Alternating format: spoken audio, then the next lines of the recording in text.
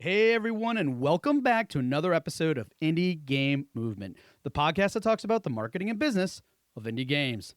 I'm Andrew Pappas, and today we're going to do things a little differently because instead of me interviewing a guest, I'm going to be the one in the hot seat.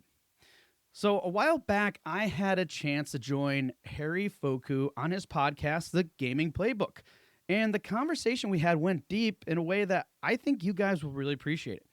Now, if Harry's name sounds familiar, that's because you might have seen him pop up in your feed on LinkedIn, or because he's actually been a guest here on Indie Game Movement before, back on episode 359 titled Killing the Game Biz Dev Scene.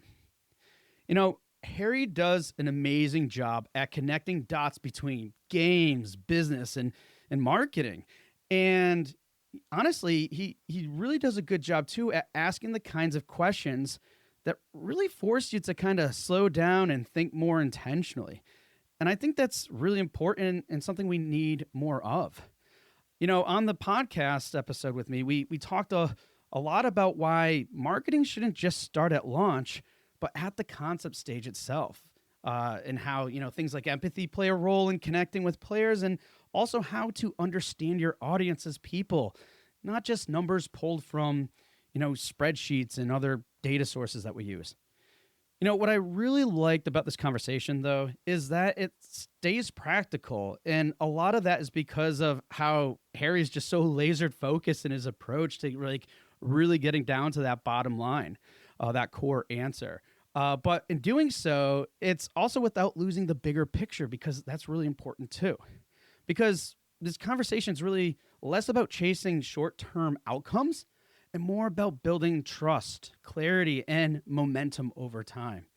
So instead of our typical format that you guys are probably used to, I just wanted to share this conversation with you as is, because I think the ideas that we unpack together here around, player understanding, positioning, and just that long-term thinking are really relevant right now.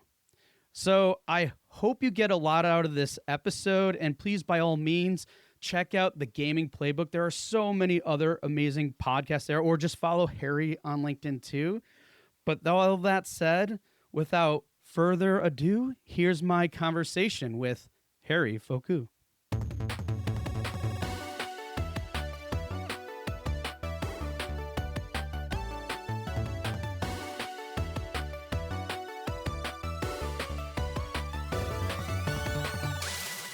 You say that most devs will think of marketing when it comes to launching the game. And I've seen you say that it should start way earlier than that. Why do you say that? Lots of times just making the games for themselves and not thinking about how is this going to land in a market? How is this going to perform after that? I don't think it's even emphasized to the point of how early that these things need to be done. How early do they need to be done? Honestly, right down to the... Today I'm joined by a marketing strategist and host of the Indie Game Movement podcast. He's helped dozens of indie studios connect with players and interviewed over 200 industry experts. Focus on one, get a process going, and then start scaling. That's a more efficient and effective way of doing things than just trying to be everywhere and then finding out this is way more challenging than I need it to be, and it's not helping. We talked about why most studios treat discoverability backwards, how player-first insights actually drive ROI, and why looking at Steam data won't save your launch. Right intention, the purpose behind the project, that's really a part of marketing, but we don't think of it as such. And therefore, in those moments, we're like, oh, we didn't do any marketing and look how awesome it is. It makes a lot of other people that are trying really hard feel like crap. From someone who's helping studios stop guessing and start connecting, this episode's guest and founder of RenGen Marketing, Andrew Pappas. Andrew, how's it going? It's going great, Harry. How are you? Very good. A bit surreal. I used to be sitting here with a lot less toys last year, and I was on your podcast, and now it's the other way around. I know, right? Full circle, and lots of great conversations for sure. Yeah, 100%. So yeah, really excited for this conversation because of the amount of people you speak to, number one, because you've also got the podcast, so definitely relate, and also your level of work, because it's specifically with indie devs. So I wanted to jump in, and I just found one of these takes online. I really wanted to open with this. Was you mentioned you get upset when a studio brags about like not doing marketing, but then the game does well. And on LinkedIn, I tend to see a lot of those games broken down, right? Yeah, you see, oh, this game did really well, one person, let's learn from it. And then you mentioned like, it tends to upset me when studios keep bragging about this. It's like, okay, why is that? Why does that upset you? Well, I'd say it upsets me because whether, people that are calling out to this that, hey, we did no marketing, whether they realize it or not, they actually were doing some form of marketing. And the other side of it too is a lot of times we think of marketing as, oh, it's nothing but exclusively like, tactics, awareness efforts, and all these other things. But it really starts so much early on in the early stages of development, even in the concept phase, right? We have an idea about something, and then some of us just have, let's say, are a lot more intuitive about maybe the commercial viability, or they have that really strong vision behind it and seeing it through all the way. And then from that, it informs a lot of like decisions, core essential decisions that help it track really well. So at a high level and face value, it may not seem like they did much marketing, but the right intention, the purpose behind the project, that's really a part of marketing. But we don't think of it as such, and therefore in those moments we're like, oh, we didn't do any marketing and look how awesome it is. And not on top of that, it makes a lot of other people that are trying really hard feel like crap. Yeah. It's like, yeah, it's a good point because, like, I think, like you said, some people do stuff, whether it's documenting their life or being really active, where for someone else, that's like a really big strategy. It's like, I need to be active on Discord and put some attention there. Where for another dev, that's just like, oh, of course I'm going to do that. And then they're not connecting the dots, right? Exactly. And some of us can connect the dots far better than others, regardless of what resources we have or very few. So it's different for everybody. Sweet. So in today's conversation, I want to get into, of course, like marketing, practical things for people to take at home, but also just a bit on the philosophy, I think, and first principles. So you say that most kind of devs will think of marketing when it comes to launching the game, right? Mm. And I've seen you say that it should start way earlier than that. So why do you say that? Well, the main reason why I say that is because, we really got to kind of think about like kind of the purpose behind the project and everything else associated, right? Because a lot of times, we see people with these ideas, these concepts, and let's face it, a lot of us are all familiar with, oh, these passion projects and stuff, whether it's a hobbyist or someone that wants to do it for, business purpose, make a commercial venture out of it. And well, they lead with these initial ideas, and they're lots of times just making the games for themselves and not thinking about, how is this going to land in a market? How is this going to perform after that?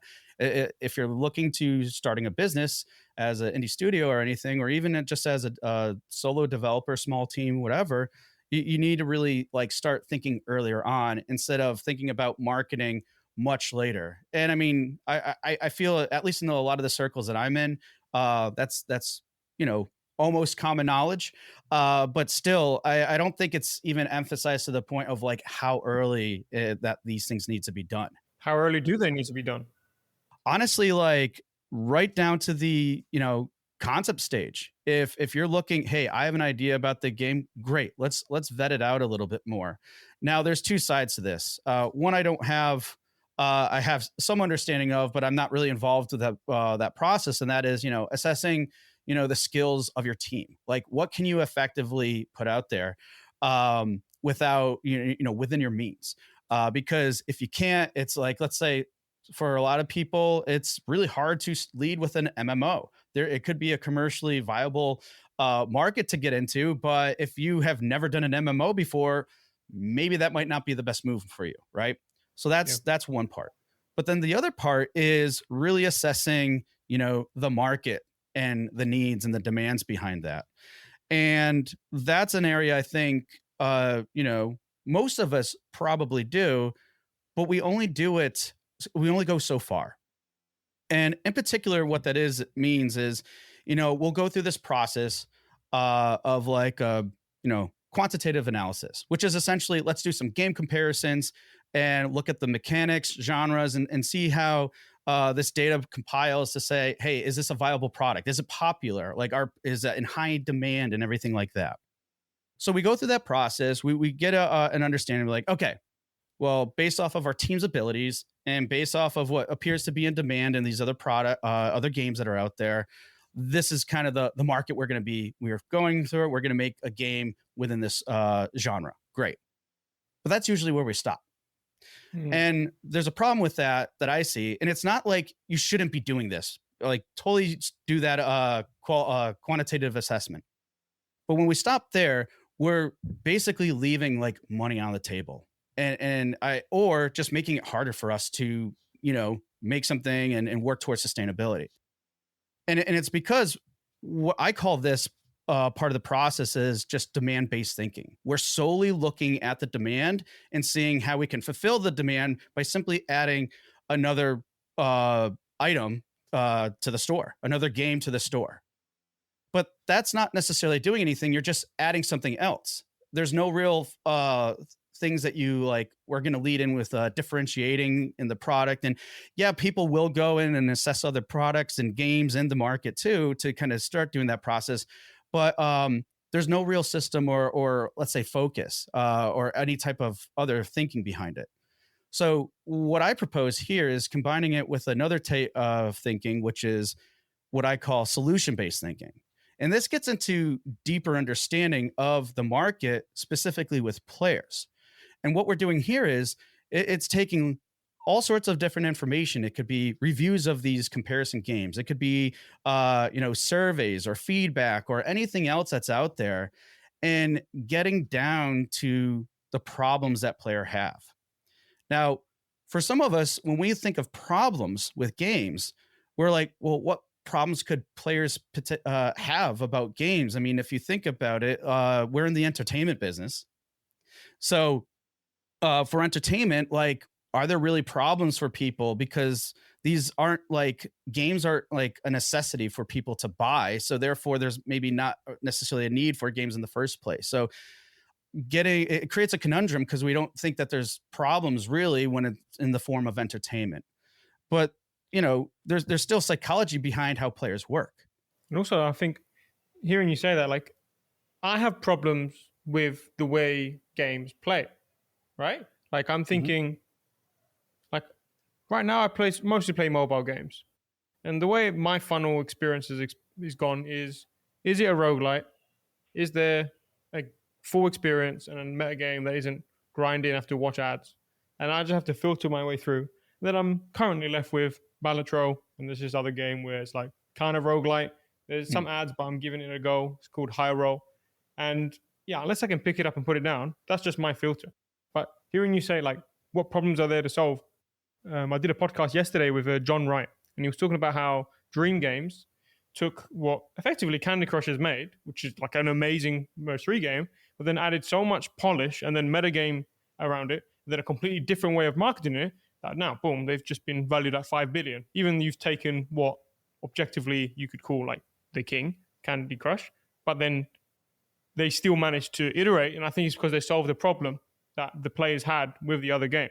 But just hearing you use the word problem, like, I've never thought about the word problem here, but like, yeah, I guess even though it's not a necessity, it's still a problem with what's kind of out there, right? Yeah, because if you think about it, like, players are they're looking for experiences. It's an escape. There's all these other motivations behind it. And I think that's the key there, is understanding the motivations.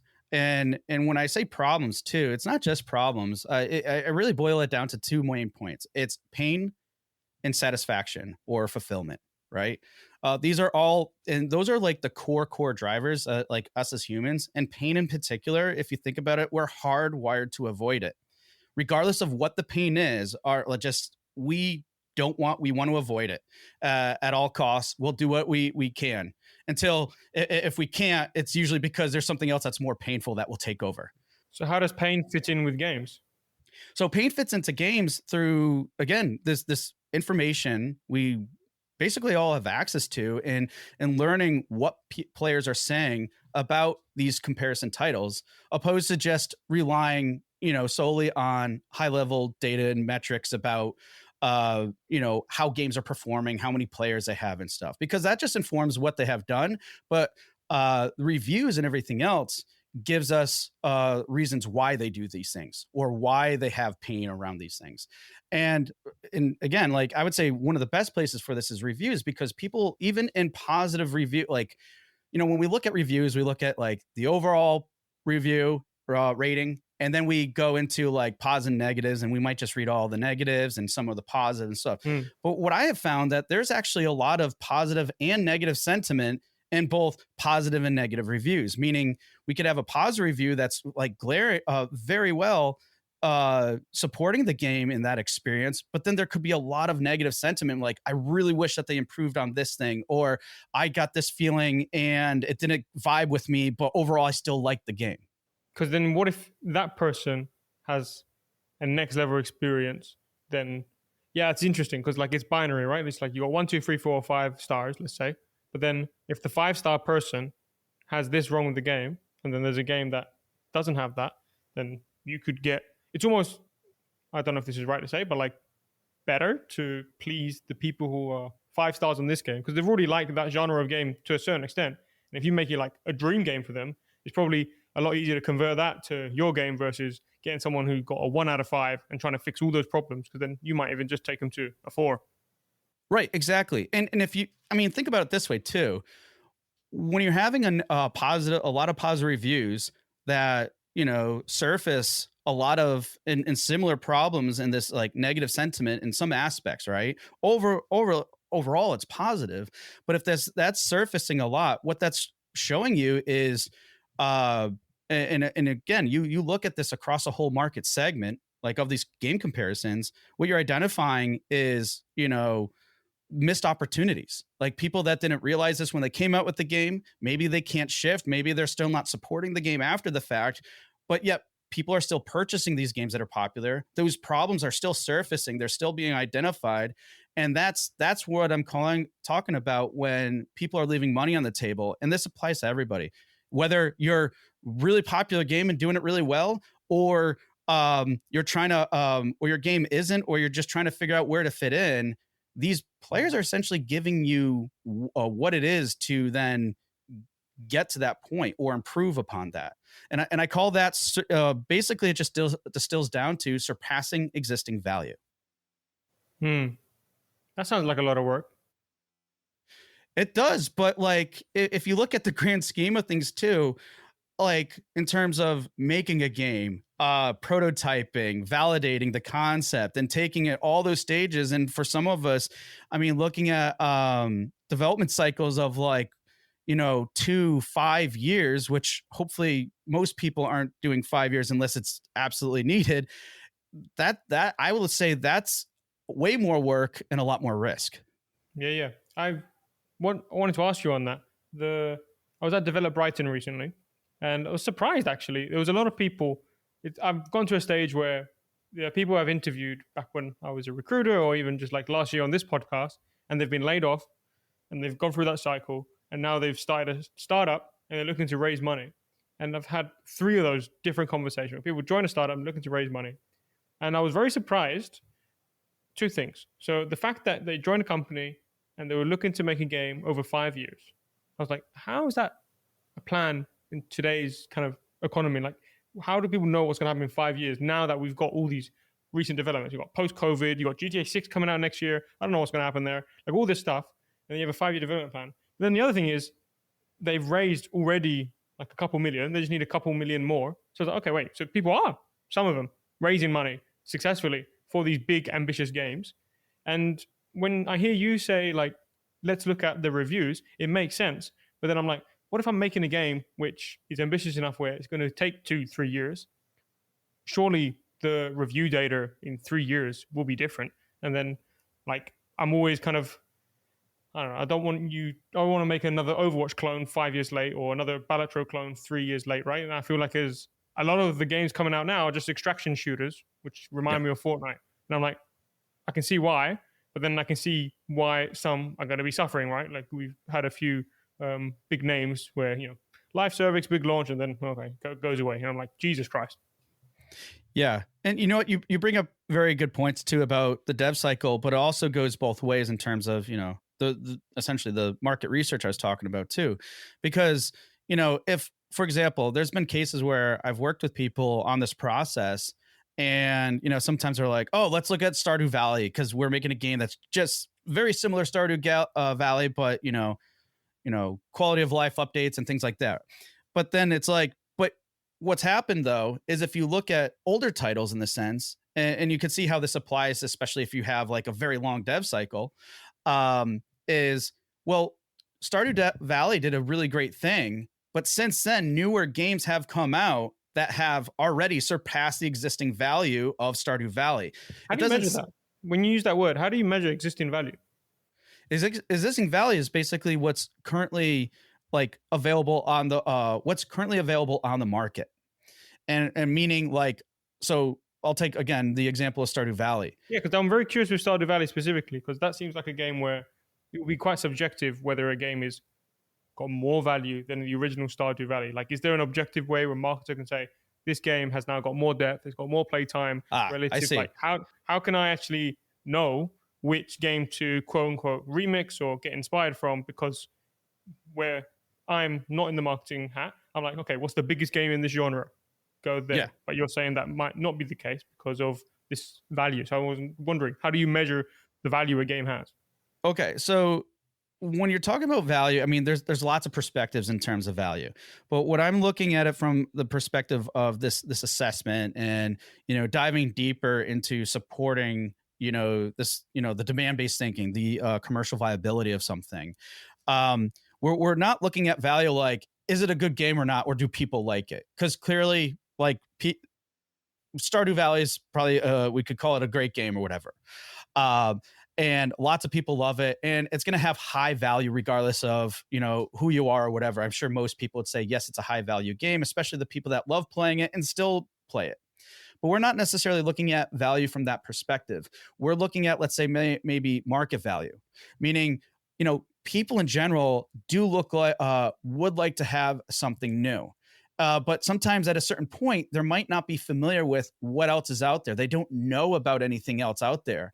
And as developers and creators, we look at things like, oh, I really love this game. Like, think of all the times we were inspired by games we love or grew up with. And what's the reason we want to create something different and new? Because usually there might be a pain or something that we think that could be added that can make that experience more fulfilling.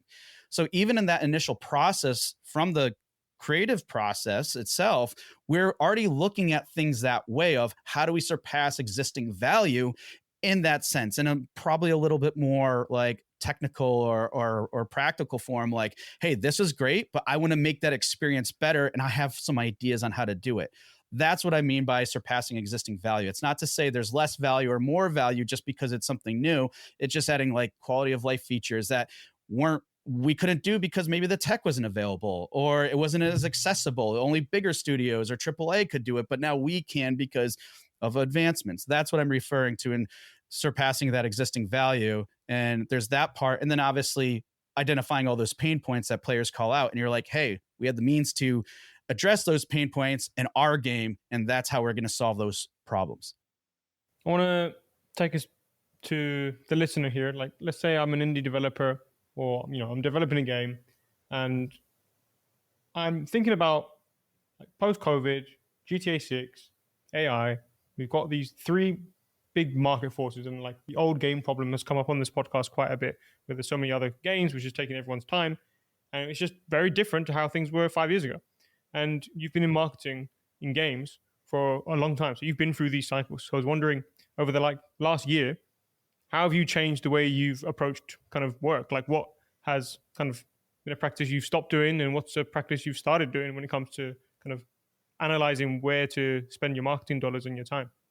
Yeah. Well, that's a great question, because when I got into this business, I started on the side, was working at a full-time job, like many of us do in this industry, especially devs and studios.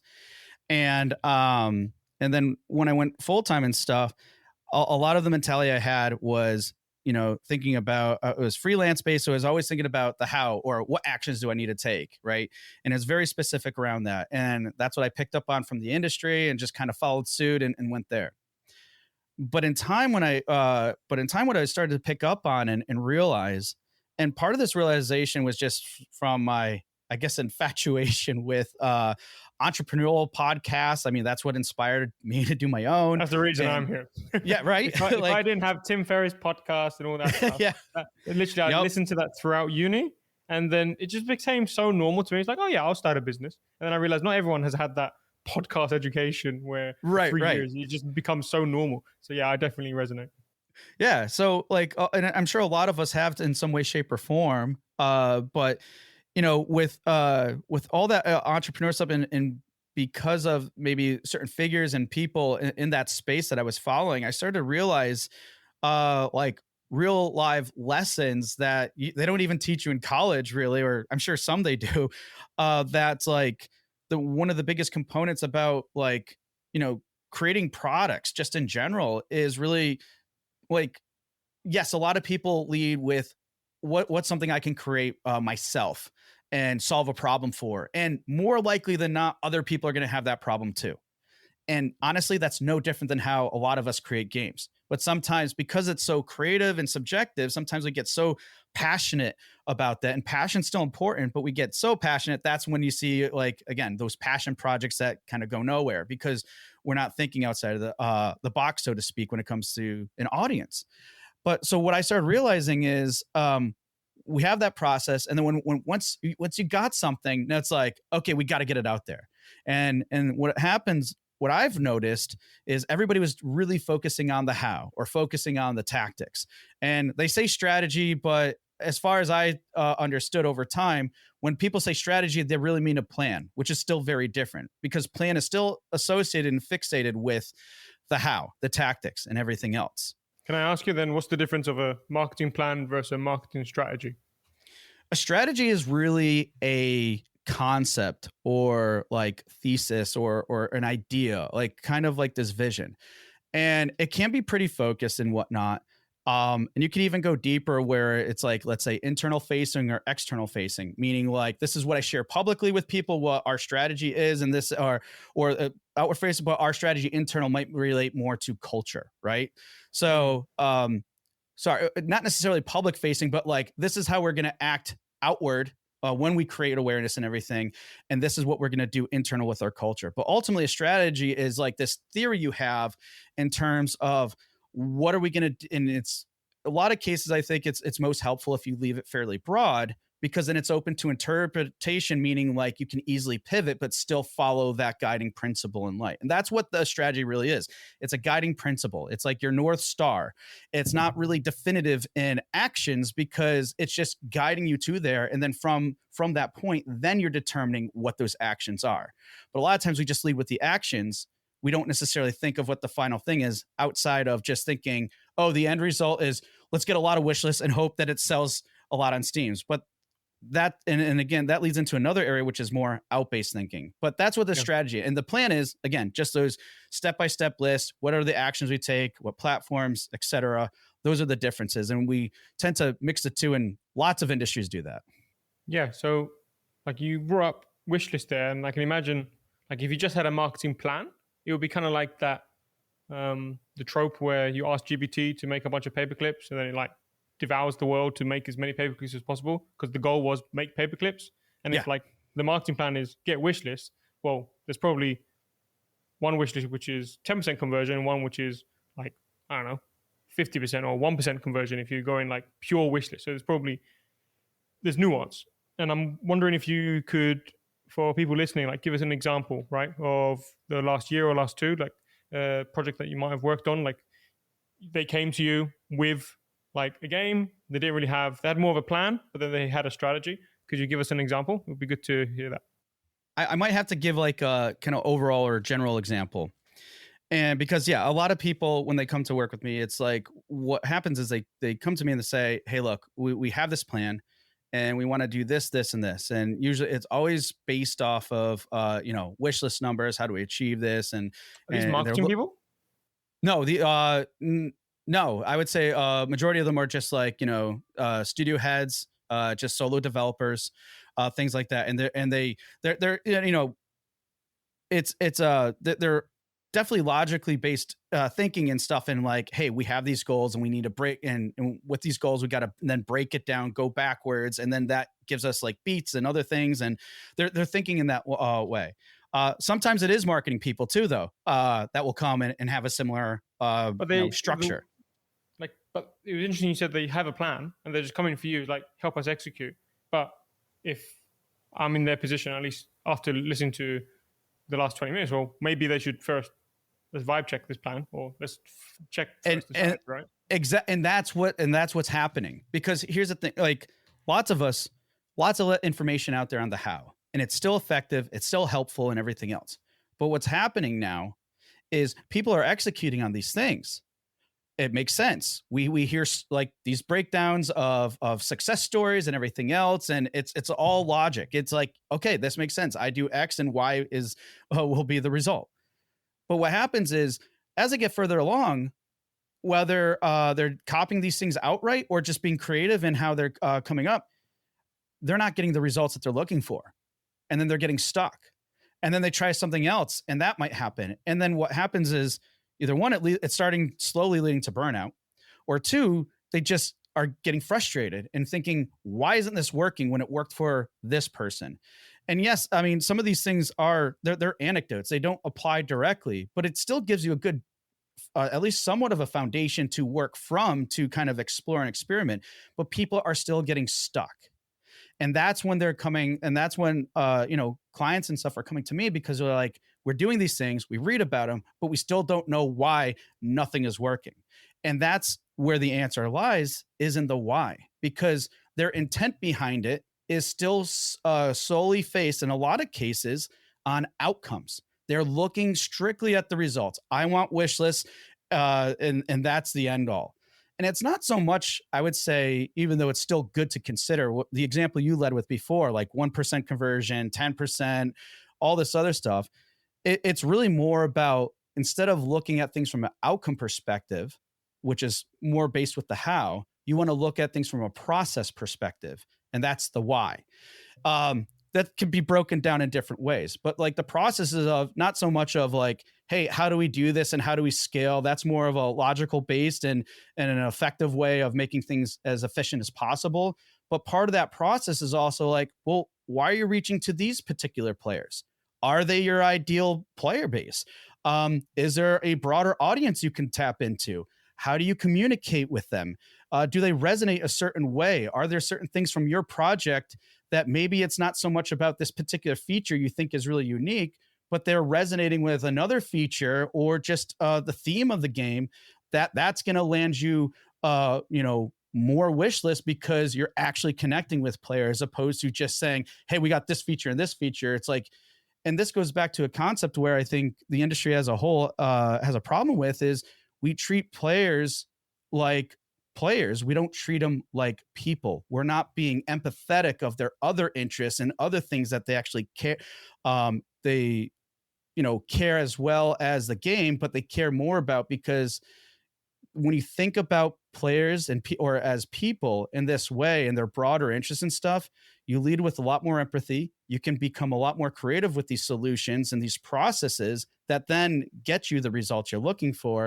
And you're doing it in meaningful ways that are authentic, get results, and make the process more fulfilling for you. So let's break this down. So you mentioned like going after audiences that might not be a good fit. But I feel like you might be able to see what is a good fit and what is not. So I wanted to ask you, like, if a publisher or a studio kind of is looking to approach a market, when have you seen like they're approaching a market where it's just like, that's limiting you right now? Like, that's not where you should be paying your attention. Like, how can they even realize that proactively? I think one way is to, look at what the norm is now, right? So the norm being, okay, we have we have this plan, and we're just going to execute it. Actually, what's really funny about this too is that's the way a lot of people look at things. And last night, actually, I was talking to a developer from a studio from Australia, and they were saying, I was sharing a lot of the similar things I shared today with them. And at the end of it, they're like, wow, out of my 10 years doing this, I've never heard anybody think of doing things around like the why or leading with empathy and really thinking about players this way. Um, and it just goes back to, essentially the question you're asking and their thinking and what a lot of people think about. So when studios or publishers are doing this, and because she said too, hey, a lot of people I've ever talked to, other marketers or whatever, are always leading with execution, execution, execution, and there's nothing else behind it. And it's because they have a process that they know works and everything else, but it doesn't work all the time. And that's potentially part of the problem with some publishers, because it's like an 80-20 rule. Like 20% or less of the games in their portfolio are going to carry the weight, and the other and the other 80 might not. But that's what keeps the publisher model going. That's what, so there's that aspect of it. But I mean, sorry to interrupt. The analogy I have, like in my industry, like I am basically demand generation, right? And there's loads of ways to do that. You could have a billboard, you could have post on LinkedIn, you can do outreach, you can do cold calls. These are all different methods. But imagine I sold cold call training and I did cold calling as a service. Well, if you came to me asking for clients and I really wanted to eat, I'd probably be able to convince you that cold calling is the way, because I've got the expertise. And at least if I were to do anything with your problem, cold calling would be my best solution. But I'm hearing like if there's all these marketers around, it's kind of like you're going to be biased, right? And what you've done before. And this can even happen on a publisher perspective, right? If publishers market games in this way, and if they get a game that's slightly outside the orbit, well, it's probably very expensive to go and get new expertise or to find out how to do social Twitter and kind of Reddit social marketing. Like, it's a very different skill set. So even if, like, it seems like a hard problem to solve for a publisher like the one in Australia that you mentioned. Like, she spoke to all these marketers, and I'm imagining those marketers recommended what has worked for them in the past. But you might need someone who's seen bit around the block, I guess. Like, you need to try all these different ways, and there's loads of new ways happening. Just seems like a hard problem for a developer to understand. Like, okay, where should I be putting my attention here? Because everyone will be biased around what they have done before. Yeah, you're right. And it totally is. And that's like part of my mission and purpose is to help, solve that for other people. And not even just directly, just spread the word and throughout the community.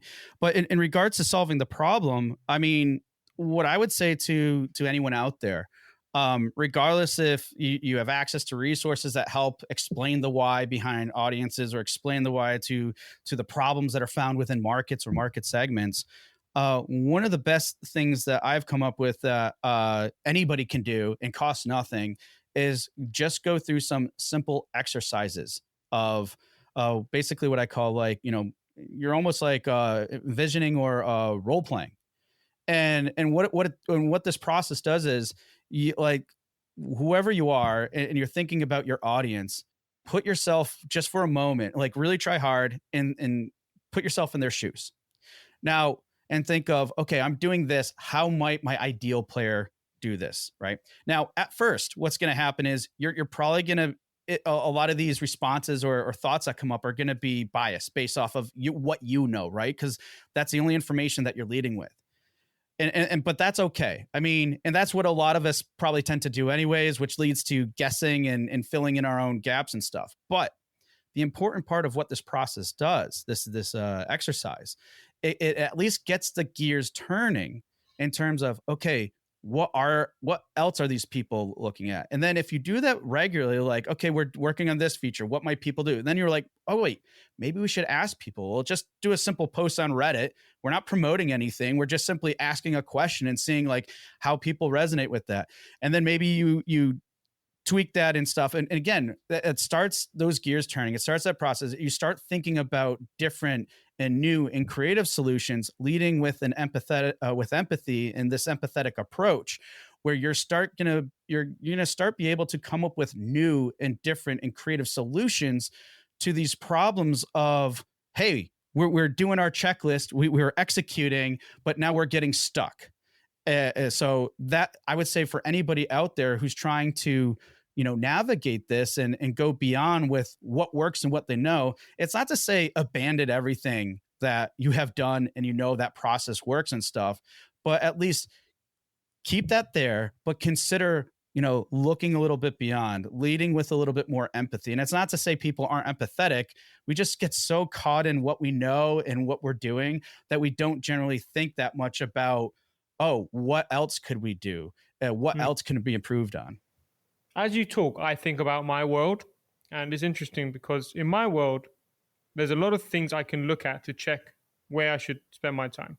So my world is writing LinkedIn posts essentially, and I get a lot of lovely data. How many impressions each post get, likes, comments, and then I meet people in person, and then they say, "I loved X post" or "I loved Y post," and it's always a type of post which is something that made them feel something, right? But then to other people who are like my ideal client, they also mention those posts, but they also then mention a lot of the, you've given me some ideas. I've now taken that. And I'm like, when I'm in the data and I'm seeing, this post did 80% as good as this post, as good, then that's the post that everyone's mentioning. And then I'm like, okay, wait, like measuring what's working and what's not by numbers is so wrong. And then you said do the role play, and I was like, I did the role play of like, how would I check if I got a connection request from Harry if this person's worth my time? And I'm like, okay, how do I check? I'm like, let me see the profile picture. Did he put it together? Nice. And then I open the profile, right? And I will see if it's got good banner, I guess good Steam key art. Is it got recognizable names, mutual connections, IP? Is any decent reviews? Like I would go through these checks. And then I would even make the decision to invest more time to research on the game.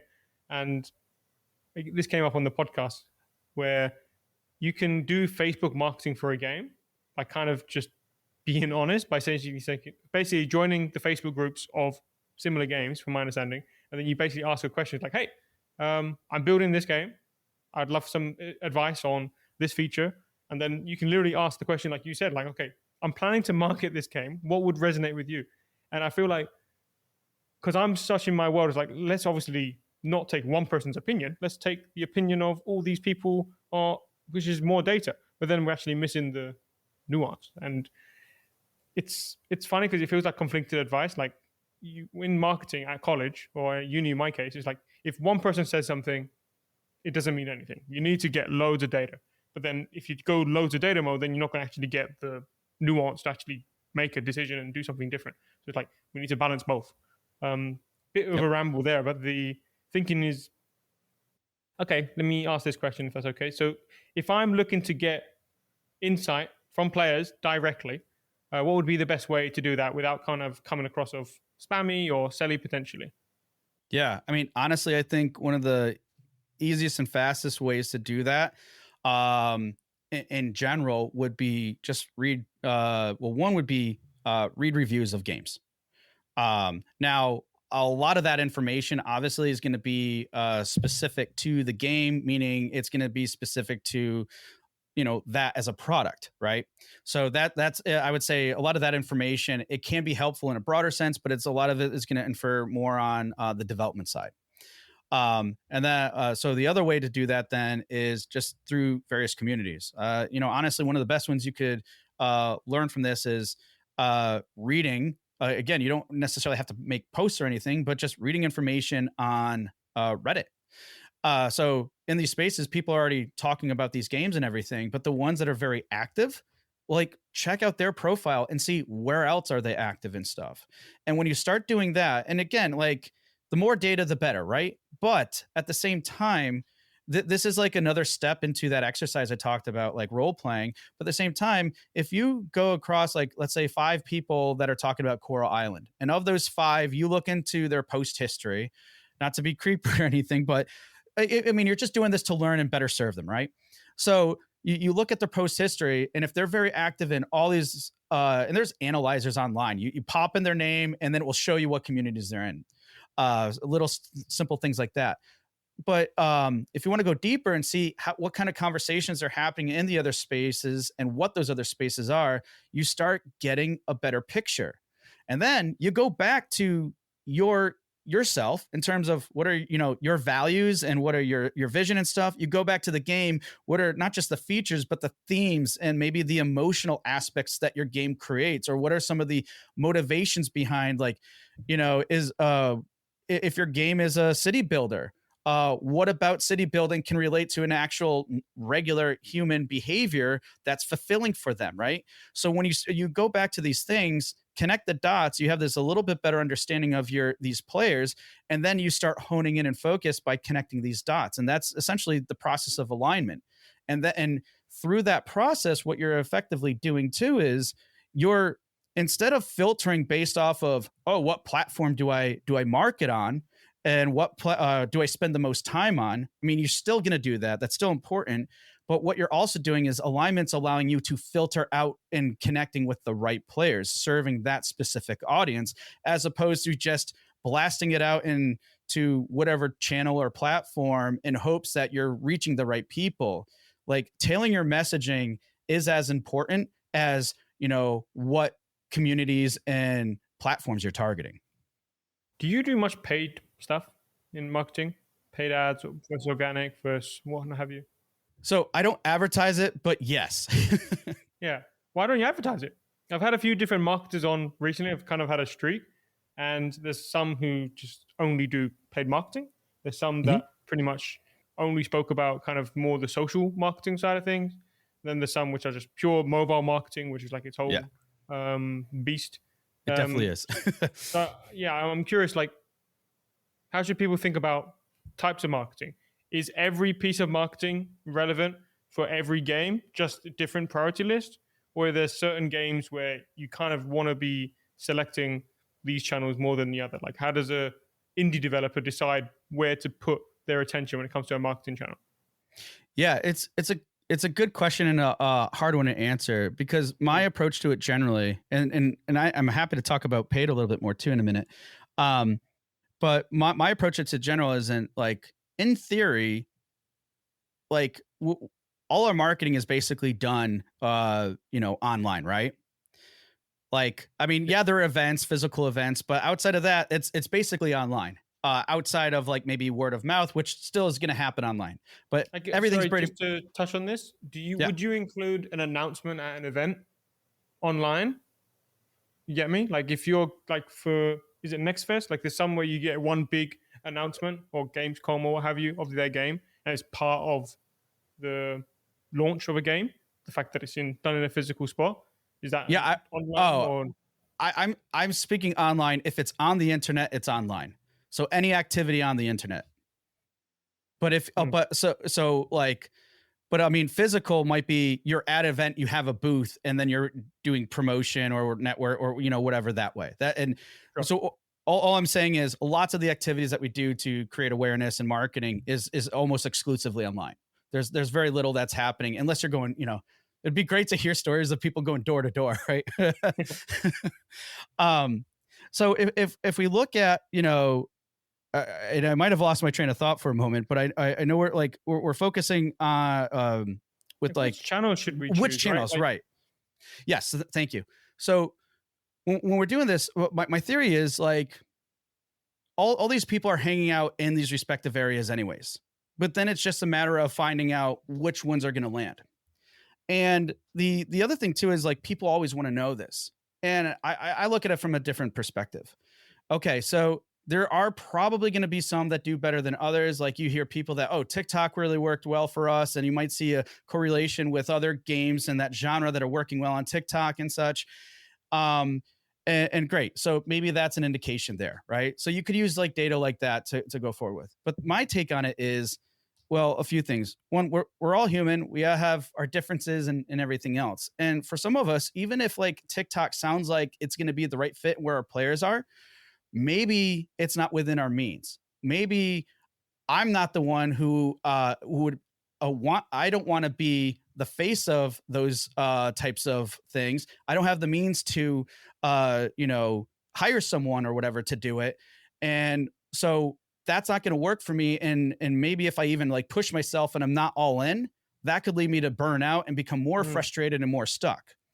And I think a lot of times we don't necessarily assess our means or what we think we can do. I'm not saying you shouldn't push yourself, but at the same time, like if it's not going to work, you're going to oppose it. You're just going to be trying to run up a very tall brick wall for the longest time, and that's not going to get you anywhere either.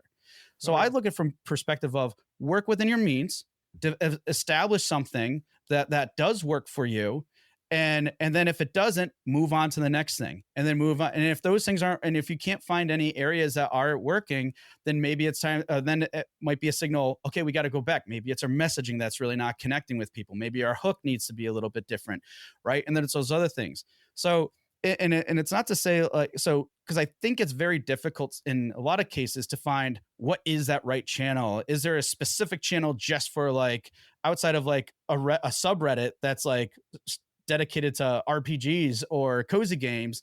There's not. It's really hard to target based off of how these platforms work and operate, anyways. So I look at it from perspective of lead with something that you're in line with, that works. You're getting results, and then you develop a process behind it, and then you can start expanding to other areas. And what that does is instead of trying to go to, let's say there's 5 places you could do. Well, if you don't have the means to target 5, again, it's going to lead to burnout. So focus on one, get a process going, and then start scaling. And you can even like repurpose some of this stuff too. That content, it could be duplicated on another platform. You just might tweak it a little bit for that platform, but otherwise that's a more efficient and effective way of doing things than just trying to be everywhere or in that one place that people say you have to go, and then finding out this is way more challenging than I need it to be, and it's not helping. Yeah. Again, the analogies with what I'm doing is a lot like there's types of content you can make on LinkedIn. You could do images, videos, you could DM people, you could do live streams, you could do newsletters. There's like too many things for one person to do all incredibly well, unless you build processes and then you've got all that jazz. And I want to take you to gaming now, because I think like when you said play within your means, it really clicked when I understood it. Like you have a certain strengths, even if something objectively with other games, it's better to be on TikTok. If you don't have the strengths, you don't half-ass it. Like you want to full-ass everything. You want to full-ass it if you're going to actually do it, right? So, yeah, I think that's the way to say that word. And I'm not American, but maybe I love it. I've never openly said that to people like publicly and stuff, but I have always thought it. Yeah, you got to full-ass that. Yeah, you literally just got to full-ass it. You mentioned marketing process, and I can understand it in my world, where it's like before it was wherever the idea came from, then we're writing a post. But then as soon as you get to any reasonable scale, you can't rely on that because then you get burnout. You're like, where is it going to come from? So like now our process is interview and then Slack messages. And we make sure that the interview is prepped for and we get the most out of that interview. And that's how we get our content, for example.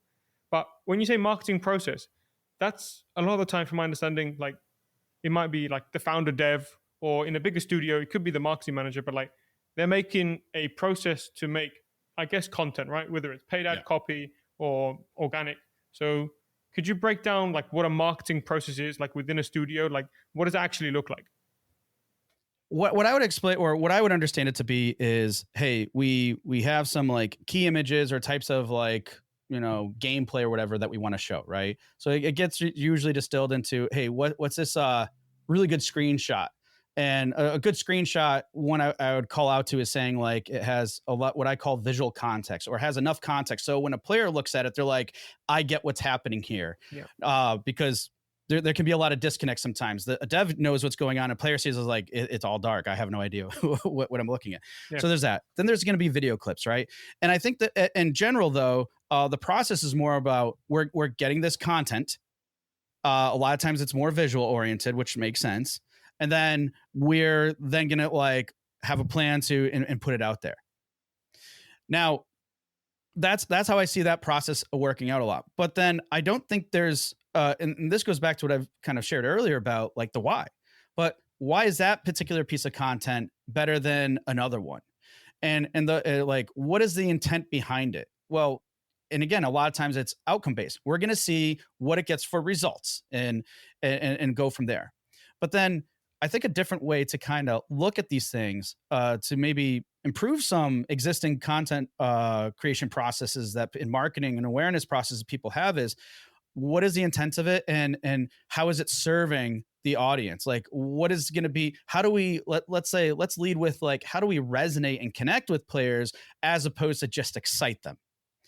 And because I think excitement creates more results, but excitement and resonance creates more trust, more Yeah. builds, can start building relationships. And you can then look to, like, it's a big thing for us. Like, we literally called it trust content. Before, Mm. I called it attract content. And I realized that's the wrong word, because if I call it attract content, then I'm going to optimize for views. But if I call it trust content, I need to actually optimize for what are the comment section saying? Who's on the post? Is it people we want to build trust with? And then it's really funny how if I just took someone's directive as go give me growth on LinkedIn, but then I just ignored all the nuance and just realized you just be going in the wrong direction for like months, and we're like, where are the actual results? We thought that more X would equal Y. It's like, no, we need to check these boxes, right? We need to make people feel this. So I think I'm hearing you. I just want to understand one thing, Andrew. The marketing process, like, you can have a way of getting, visual content and then putting it out there. But what I'm hearing is more attention can be made into how do we measure results, or maybe just like internally. Yeah, I guess, like, for me, I'm a very data guy. So like, couldn't you just measure how much it resonates by looking at the sentiment of the comment section, for example, or seeing how many people share it? So like, when you say it needs to have that intent behind, we can still measure that, right? Yeah, I would say so. And here's the other thing too. The reality of it too is just because you're leading with this, let's say, purpose or intent focused content, it doesn't mean it's gonna, like, skyrocket or go viral. It can, but it doesn't necessarily mean that.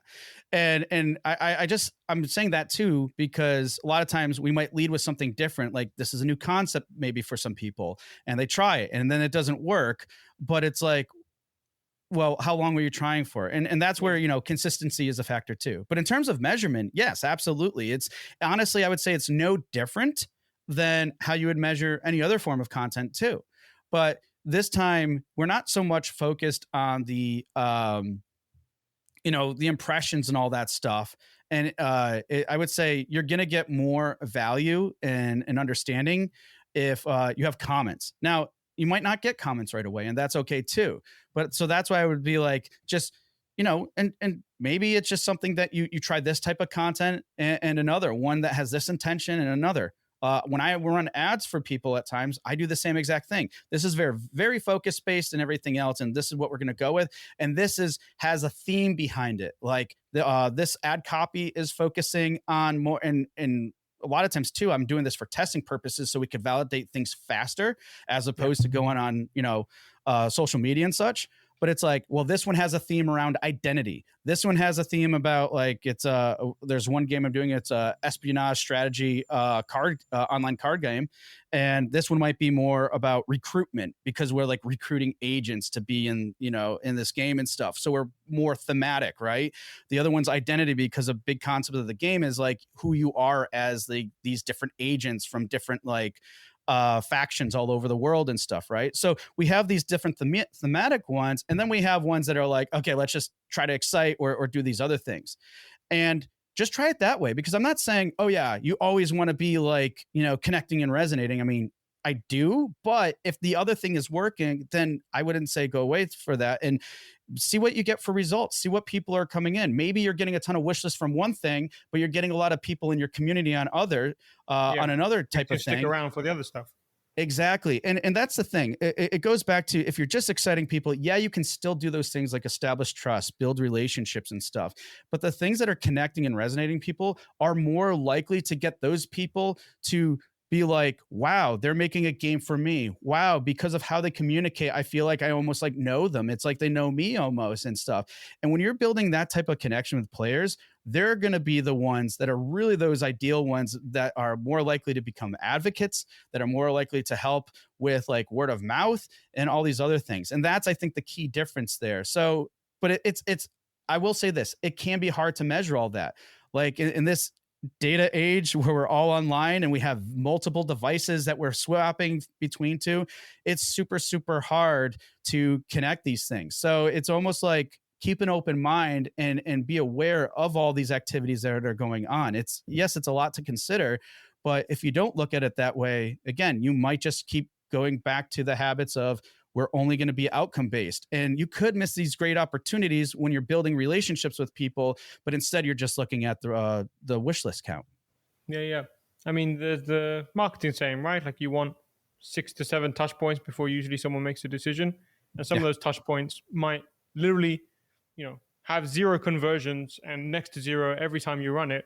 But it was required for someone to actually, spend a bit more time digging in and then buying the product on this next one. So, like you said, I found something interesting now. I've implemented in my business, and I'd recommend it to anyone. It's every time you bring on a client, you write the entire buyer's journey from the first time you've exchanged words to when they actually gave you money. I can imagine this for a game as well. And I was very surprised. So, like, I thought all of my projects would be like around 30 days. They sent me a message on LinkedIn, went on a conference. I actually did it for like 6 of my highest clients. It was a 200-day sales cycle, something stupid. And the first time they messaged me, one of them messaged me day 3 of my business.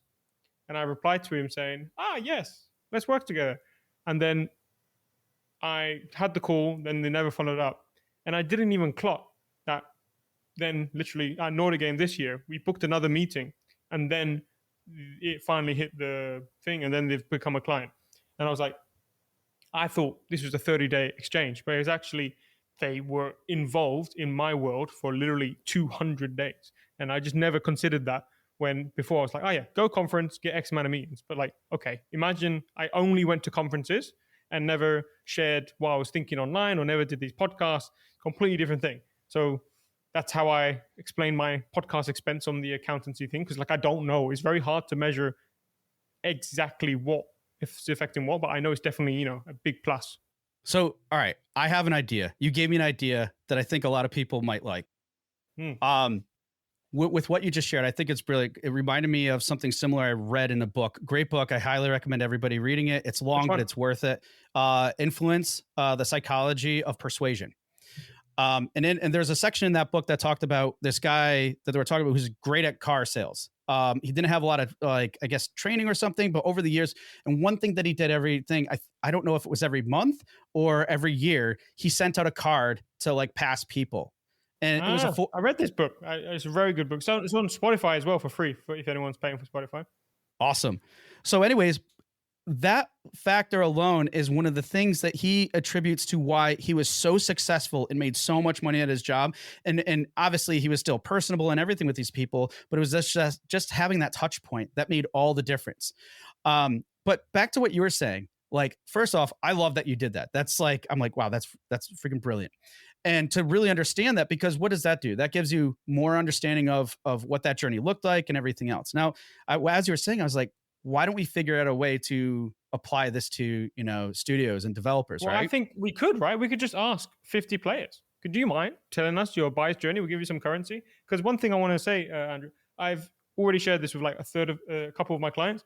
And one of them said, that's crazy that you say that because we worked with one big studio co-development project and then they released the game. So I emailed them saying, hey, congrats on the game. Hope you're well. And then they replied saying, thank you. Actually, this email just reminded us we need you for the next project. And then they signed a big deal. Literally, and when they sent the email, the guy who was telling me, he was like, yeah, I wasn't thinking much of it. But then you realize people just forget. They just don't know who you are. And they knew you were there. And another thing in my buyer's journey, I found out, maybe it's relevant to games, 5 of my biggest deals, it wasn't the founder that found me. It was the manager, the marketing manager, a friend who was like, this person is relevant. Maybe you should talk to him. Like at least half of mine wasn't the actual person making the decision. It was a trusted person that then recommended them to check it out more. And I can imagine that in games all the time. Like for me, I outsource a lot of my decision making for games to streamers. So I'll just say, hey, are they talking about it? Yes, cool. Maybe I should now talk about it too. Yeah, absolutely. But so I want to take it a quick step further and apply it to for maybe like a B2C. So like, studio to player. Yeah. Now, obviously, it's going to be hard depending on dev cycles and changes and everything else to find out, like, hey, because, okay, that's great, but they can only buy the game once it's available, right? But then it's like, well, let's break down like key points that are important during this whole process. Well, one is getting your demo out, getting to play that. Maybe another one is you're launching a Kickstarter and stuff. So if you can get a sense of maybe you're not going to get like be able to attribute any information of like, hey, like say in your case, how many touch points did it take before they actually bought the game or whatever, or maybe after the game launched, that's going to be a more current topic. But let's say before. So then again, maybe you can start going through some exercises of what are the current expectations in the, let's say, well, I'm using market here in a much broader term of, let's say, uh, maybe we'll take like a Tim Collins approach to Good is Great, another great book, where you assess all the games that meet this criteria. And let's say games that had a Kickstarter, games that then had a demo, games that went to early access, and then games that launched, right? So you have like these, 4 major big touch points. And now let's assess out of all those games, what ones did very well, and you can set that criteria, and then you distill it further and be like, okay, and what were the time spans in between that? And if you find an average, let's just say 5 years of all those things happening, and I would say that's acceptable because you have, if it's successful, you have funding from Kickstarter, you have funding from early access, and then clearly you have your launch, right? So I'd say that's a good number. And now when you start breaking that down, you can get an assessment of, well, what is the average time that those events happen? And within that number, you're like, can we hit that number? Maybe go a little bit beyond it, or can we shorten it? And if you're able to shorten it and hit all those things, you're essentially almost setting clear you're within the expectations of what the general market or player base has for those types of journeys, right? And if you can deliver on that, it really just goes back to my principle from before. You're surpassing existing value in the terms of you're able to so the value there is the expectation, and you're now able to cut that time frame down. And then if you can nail that down and duplicate that process with the next project and the next one, like that could be a pretty cool model. But again, that just all came from you sharing how you better understood what that journey was like for people. Have you heard of a video sales letter? Yeah, I think I have. Or I think I know what you're referring to. So it's like someone comes to the website, they're welcomed, and then it's usually you. And it's got quite a formulaic type of process right now. The one that's down is like, hey, quick origin story of me and why I'm like the man or the woman to help you. Donald Miller does a lot of that stuff, I believe, or similar. Anyways. Yeah, and it's like a short video. You explain like, look, you're in this situation. We can help. Here's how. Let's go to the next stage. And then what is funny is I found a podcast can just be a better video sales letter. So what I had a podcast with one of my mentors, Jacob Peggs.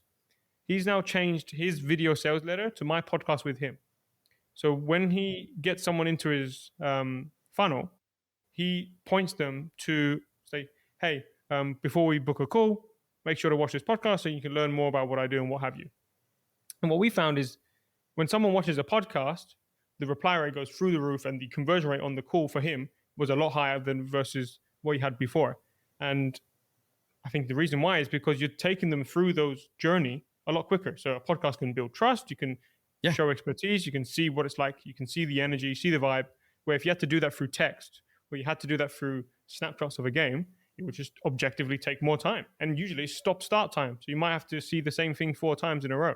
So I found it interesting when you were saying, okay, find what points were hit in other successful campaigns. Like, okay, it took them X amount of time to have all these moments. Could we not just have it quicker and maybe have, I don't know, a behind the scenes dev situation, or there's a situation if they want to join the Discord and get a lot of information very quickly, they can.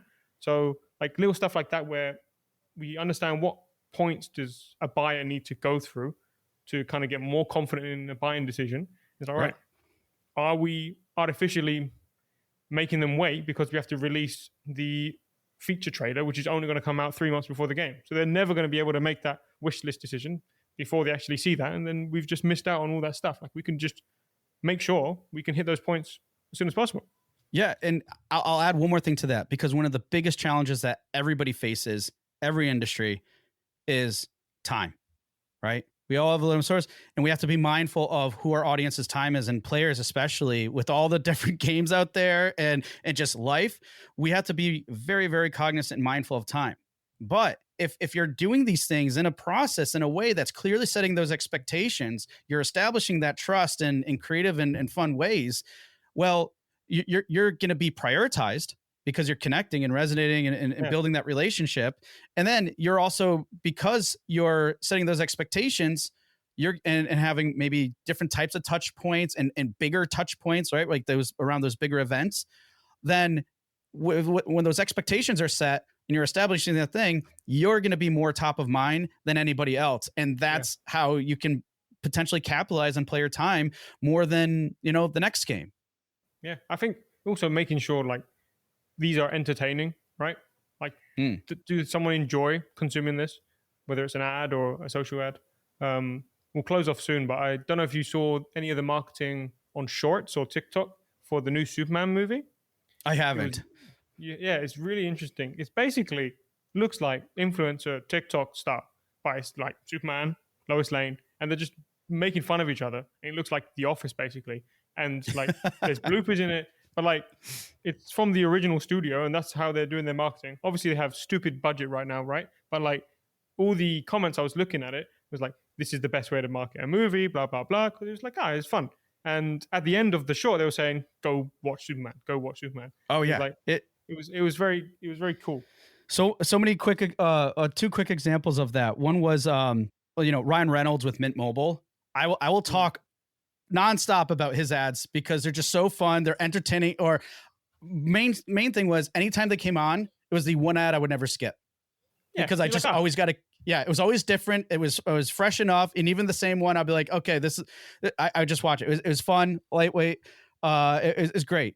Another thing too is there was one client I worked with where I did do ads, and we were trying to like, what can make an ad that much different? And we didn't do a deep dive on their audience or anything, but I did ask a lot of questions to get to know it better.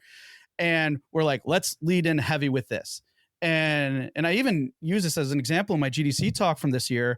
And what we're getting from comments and stuff where people are like, I wish this game purely just from this ad alone. Because and then people are like, wow, it's really interesting. But there's a lot of comments associated with that. And it's just because we really took the time and energy to think about what is it going to be different and come out more and kind of like get these people. And they were calling out, this is the ad. And the reason I'm wishlisting is because of the ad. And then, the Steam page and everything else does the rest by communicating what that experience is and making sure, things align. So yeah, it's crazy how that stuff works. I wonder what you had for the hook there, because I'm just thinking a couple steps here. Like the Superman, there were ads, right? I mean, when I think about it, yes, it's content, but they put money behind it. They paid the actors to make these shorts to promote the movie. So it's marketing. But it's funny when I'm watching it, it just feels like, ha ha ha. Exactly.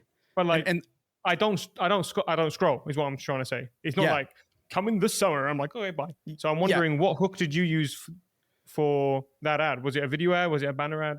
So it was simply like a static image ad, and it was all. I would say it's primarily in the copy, but the game itself is very similar to like Portal. Okay. And we were using a lot of the humor associated with Portal. So there's humor, right? So that's massive. And it's not like crazy humor or trying to be like super inventive, because sometimes humor can be hard. But like some of the things like in the description field, it's like wish us this game or don't. Like you could do this or don't. We don't care either way. And people are like, okay, you got my attention. Like, I want to know more. And they're like, all right, I'm in. I love Portal. And we didn't even mention anything. We never said anything about Portal, but just from the humor and the context alone, they already made that immediate connection. Nice. Yeah, very nice. Awesome. Closing off here, Andrew, you in a very unique situation have also interviewed 200 gaming leaders. And this is just a personal curiosity. You've kind of had like an unofficial education, right? Like when you're looking across all these people that you're interviewing, if you wanted to close this podcast and maybe something we haven't covered today, what would you want to leave them with, kind of based on the conversation you're having that maybe people aren't thinking about, but they should? Geez, because there's so many things, at the end of our podcast, we always ask the questions like, what would you summarize? What are, 3 tips that or suggestions Yeah, I or remember. advice you'd give people listening? Yeah, I'll give that back to you. What are 3 suggestions you would Okay. give to someone listening to this podcast? I know this might come off a little biased because it's a key area that I'm focused on, but I will say it is supported by a lot of guests saying this too, is like, do your research. And what that means is not just know the numbers, but again, do the exercise, do the work of knowing your audience, or get to know your audience as best as you can. I mean, hey, we're going to have to take guesses regardless of how much information we have or don't. But why don't you do it with, the right intent? So know your audience is one.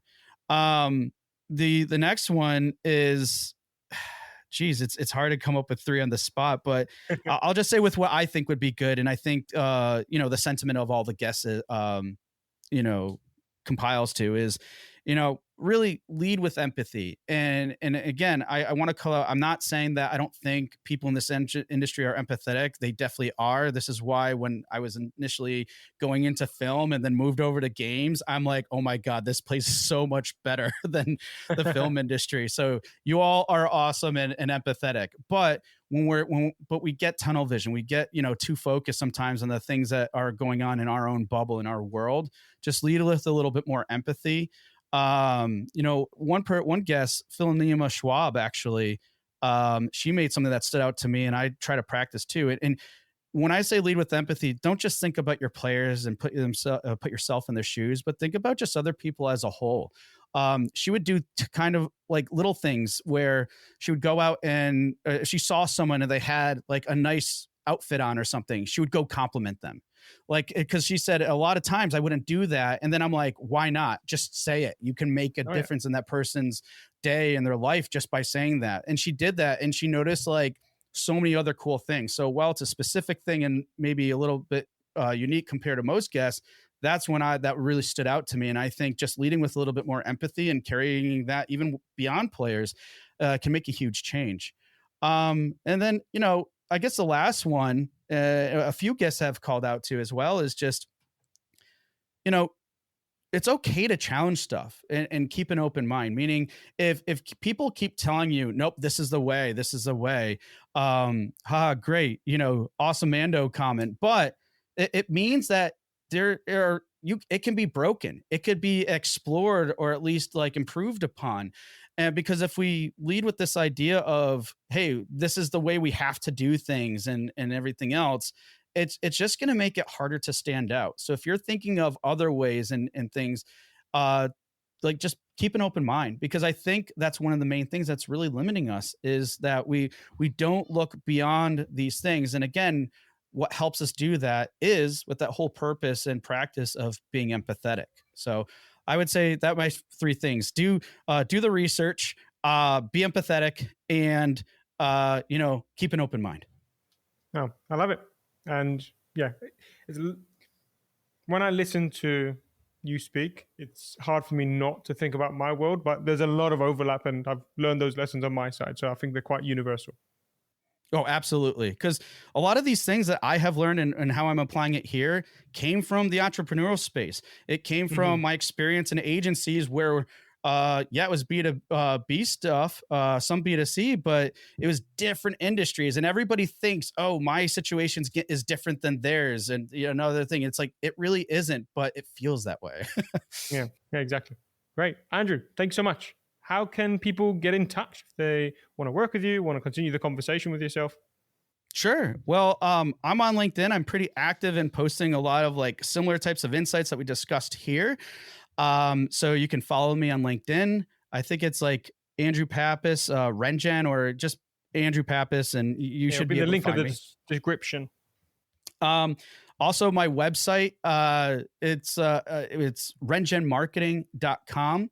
And also that's where you can find the podcast too, called Indie Game Movement, and where we talk about the marketing and business of indie games. And as you mentioned before, Harry, you have been on the show before with a lot of other people. And you can listen to the show on the website or wherever you listen to podcasts. So Spotify, Apple, wherever, you should probably be able to get it. And another thing I'll call out to, something new that I'm going to do soon. It hasn't launched yet, but I am launching a new newsletter that essentially is really focusing on a lot of stuff we're talking about, but it's called Decoding Impact. And the newsletter is really going to be focusing on actionable insights, frameworks, and mindsets about like how we kind of decode this why, this intent, execute on it, and then deliver with purpose. So it's something new. It's really focused on these key early stage and other different things that I think could be really impactful and insightful for a lot of people. So those are the ways to, reach out to me, connect, follow me, whatever. I'm always happy to talk. Sweet. Yeah. So for everyone at home, definitely follow Andrew on LinkedIn and definitely subscribe to Indie Game Podcast. And curious, the newsletter might be out by the time this podcast comes out. So if it is out, it will be in the description. And is it going to be on Substack?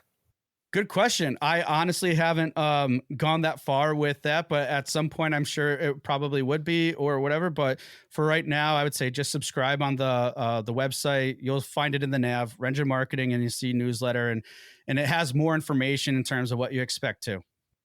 Sweet. Andrew, thank you so much. Yeah, thank you, Harry. It's been a pleasure. Hey, everyone. Thank you for listening to another episode of Indie Game Movement. I'm Andrew Pappas, your host, and the show's producer is Mustafa Price. Show notes for this episode can be found by visiting rengenmarketing.com, the number episode of the show. Rengen Marketing is a consulting marketing company that helps indie devs with their marketing efforts. Whether you need guidance with your game's marketing strategy or could use a free marketing plan template, then please visit www.rengenmarketing.com and take action. A special thanks to Dakota Saw for Season 2's opening theme and Melissa Gellis for the new logo design.